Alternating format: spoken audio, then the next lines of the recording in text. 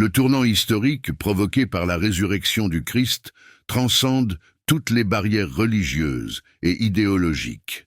Il est indéniable que cet événement a façonné la trajectoire de l'humanité de manière irrévocable. Même les plus sceptiques, comme les athées, reconnaissent l'impact indélébile que le récit de la résurrection a imprimé sur le monde. Sans elle, l'existence même du christianisme, qui a été une force motrice dans divers aspects culturels et éthiques mondiaux, serait impensable. Paul de Tarse, dans son épître aux Corinthiens, articule cette pensée de manière éloquente en déclarant que, si le Christ n'était pas ressuscité, vaine serait la prédication des apôtres et infondée la foi que tant embrasse.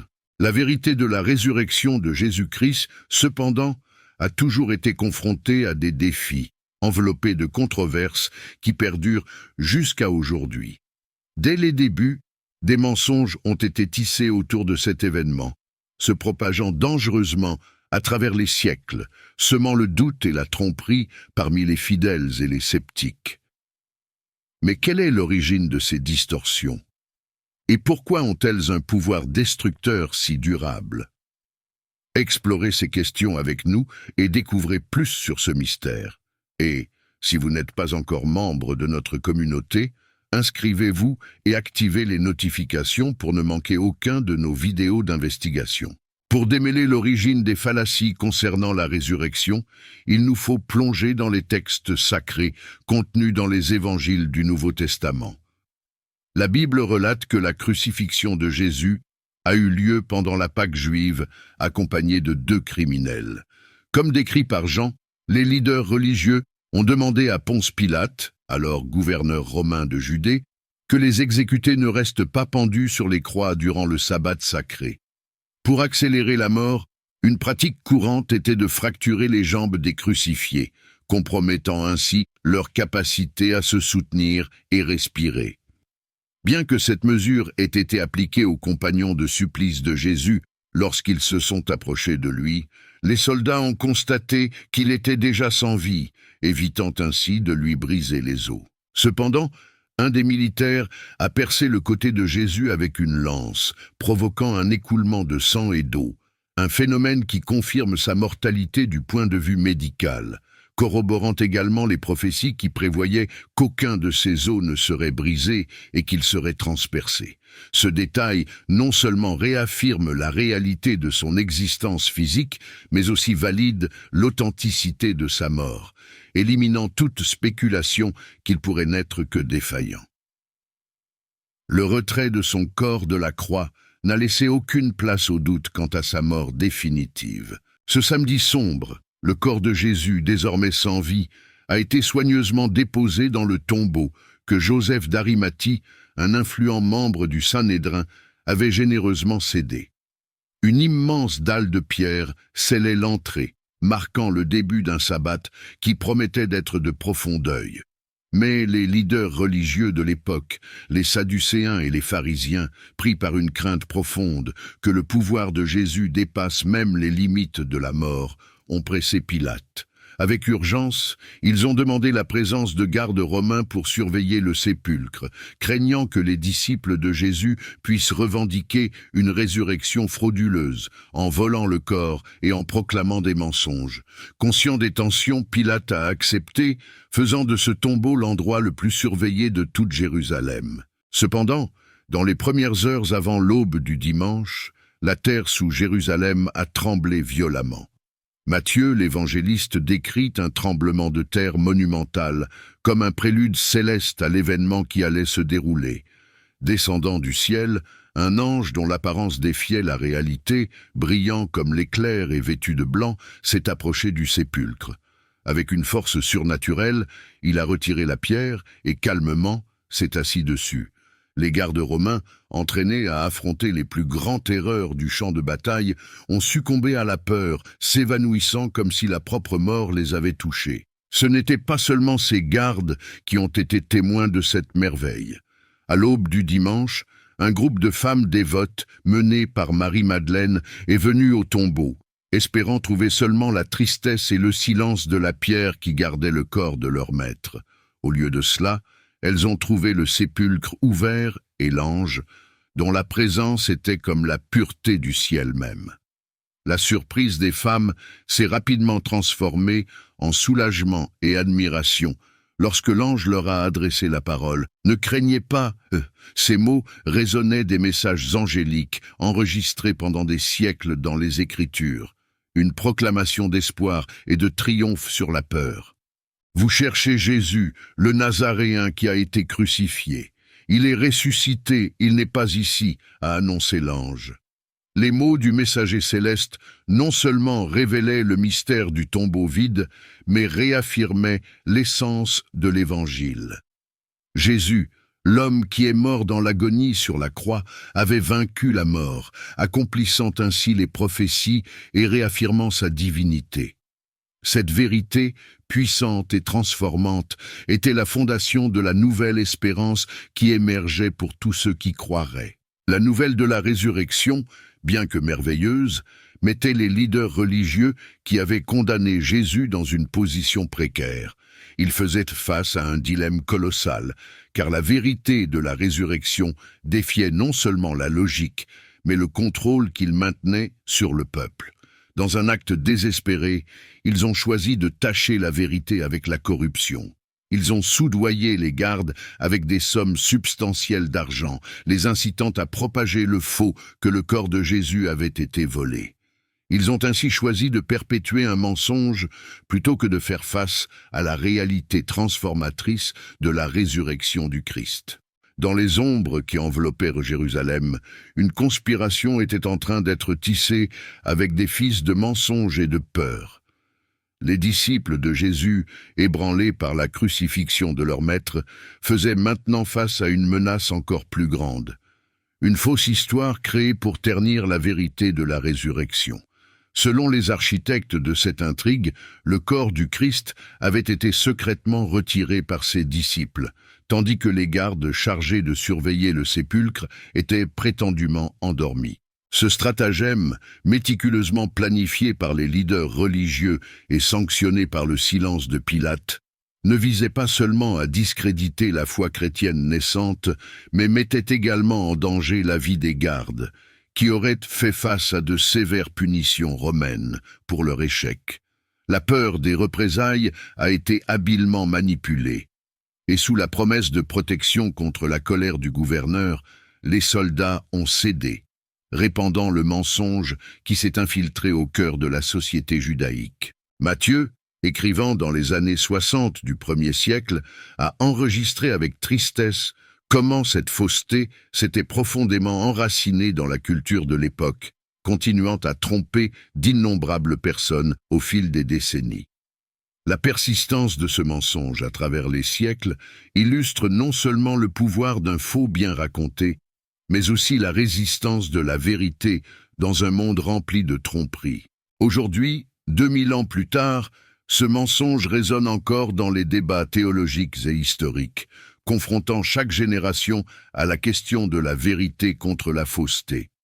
La résurrection de Jésus, un pilier de la foi chrétienne, reste un point de division entre l'acceptation de la divinité du Christ et sa vision comme un simple personnage historique. Historiens et archéologues, armés de documents anciens et de découvertes modernes, comme les plus de 5800 manuscrits du Nouveau Testament, luttent pour démêler la vérité inscrite dans ces textes anciens, beaucoup corroborant l'existence de Jésus avec une précision qui éclipse les enregistrements de nombreuses autres figures historiques. Ce scénario sert de rappel poignant de la lutte continue entre la vérité et la fausseté, une bataille qui se déploie tant dans le cœur humain que dans les annales de l'histoire. Alors que le mensonge perpétué par les leaders du 1er siècle résonne à travers les âges, il nous défie de rechercher la vérité avec un nouvel élan et de questionner les récits établis avec un regard critique et inquisiteur. Peut-on raisonnablement remettre en question la réalité de la résurrection de Jésus? Examinons de près la logique derrière les théories suggérant que son corps a été subrepticement subtilisé par ses disciples. Le sépulcre, où le corps du Christ a été placé après la crucifixion, était sous une surveillance intense, avec des gardes postés à l'entrée pour précisément empêcher un vol, comme exigé par les autorités religieuses juives de l'époque. Ces gardes, recrutés par les leaders juifs, étaient des professionnels romains, peu susceptibles de dormir en service, ce qui rend l'idée d'un vol nocturne par un groupe de disciples, des hommes simples du peuple, sans compétences de combat ou stratégiques, extrêmement improbable. De plus, le fait que le linceul qui enveloppait Jésus ait été trouvé plié et organisé dans le tombeau contredit toute notion de retrait précipité et clandestin. Encore plus convaincant est la volonté des disciples de faire face à la persécution et à la mort pour leur foi en la résurrection. Pourquoi des hommes qui s'étaient enfuis lors de sa crucifixion choisiraient-ils de mourir pour une histoire qu'ils savaient être une farce? Cette transformation de suiveurs effrayés en proclamateurs courageux de la résurrection suggère une expérience profonde et authentique, et non une invention. Cependant, nous devons reconnaître que l'invention de ce mensonge par ceux qui ont crucifié Jésus révèle une prédisposition humaine à la malice et au scepticisme, où la réalité peut être manipulée pour s'ajuster à des agendas personnels. Les leaders religieux de l'époque, témoins oculaires du tombeau vide, et les gardes qui ont assisté à l'intervention angélique, ont choisi de promouvoir un mensonge qui niait la vérité qu'ils avaient vue. Par conséquent, reconnaître la résurrection de Jésus comme un fait historique et spirituel transcende les argumentations purement logiques ou empiriques. La vraie foi en sa résurrection, et par extension en sa divinité et sa mission, émerge non seulement de la persuasion humaine, mais est un reflet de l'action transformatrice et régénératrice de l'Esprit Saint. La foi authentique se fonde non sur la compréhension humaine du surnaturel, mais sur la révélation divine et sur l'influence transformatrice de cette vérité éternelle. La résurrection de Jésus-Christ transcende la simple historicité pour devenir un pilier d'espoir et de rédemption pour ceux qui l'acceptent et un signe d'avertissement pour ceux qui la rejettent. Dans ce contexte, il est crucial de réfléchir aux leçons vitales qui découlent de ce mystère central de la foi chrétienne. En premier lieu, la résurrection n'est pas simplement une doctrine fondamentale. Elle est le cœur battant de notre croyance. Sans ce miracle, l'Évangile perdrait son pouvoir révolutionnaire, nous laissant sans un phare d'espoir. La victoire du Christ sur la mort n'est pas une parabole, mais un événement concret, témoigné et documenté, qui défie la mortalité et promet l'immortalité. En second lieu, l'idée qu'un être puisse ressusciter des morts peut sembler contraire à la raison et à l'expérience humaine. Reconnaître une telle vérité dépasse la capacité de l'entendement humain non éclairé par la foi. C'est pourquoi il est essentiel de se rappeler que la foi ne naît pas de la logique humaine, mais est un don divin. Ce cadeau nous appelle à répandre la bonne nouvelle avec empathie et patience, en se souvenant toujours que le Saint-Esprit est le véritable agent de conversion dans les cœurs des incroyants.